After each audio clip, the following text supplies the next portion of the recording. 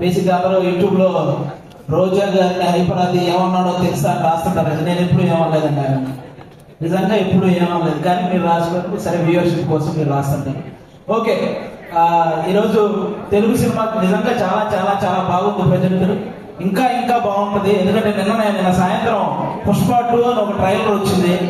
అబ్బా, ఆ అల్లు అర్జున్ గారి హార్డ్ వర్క్ కి, అలాగే మన సుకుమార్ గారి డెడికేషన్ కి మనందరం నిజంగా హ్యాట్స్ ఆఫ్ చెప్పుకోవాలి. రేపు డిసెంబర్ 5వ తేదీ ఒక నేషనల్ అవార్డు విన్నర్ చేయబోయే ఇంటర్నేషనల్ పర్ఫార్మెన్స్ తో థియేటర్లో బ్లాస్ట్ అవబోతున్నాయి.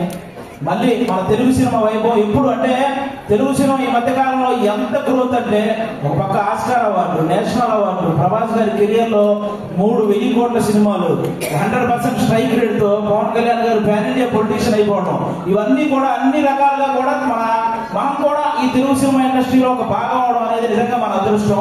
ఇప్పుడు ఈ కేశవ చంద్ర రమావతి, ఈ కేసీఆర్ సినిమా గురించి మాట్లాడే ముందు ఒక వ్యక్తి గురించి, ఒక సినిమా గురించి నేను ముందుగా చెప్పాలనుకుంటున్నాను. 2013లో జబర్దస్త్ ప్రోగ్రాం ద్వారా ఒక వ్యక్తి నవ్వించడానికి వచ్చాడు. ఆ నవ్వించే ప్రయత్నంలో చిన్న తప్పు జరగడం వల్ల అతన్ని ఫిలిం ఛాంబర్ దగ్గరికి పిలిచి కొంతమంది సారీ చెప్పినా సరే అతని మీద చేయి చేసుకున్నారు. ఆ రోజు అతనికి ఎన్ని దెబ్బలు తగిలినాయో తెలియదు, కానీ అతను మాత్రం చూసి చూసి చూసి ఒకే ఒక దెబ్బ కొట్టాడు. దాని పేరే బలగం.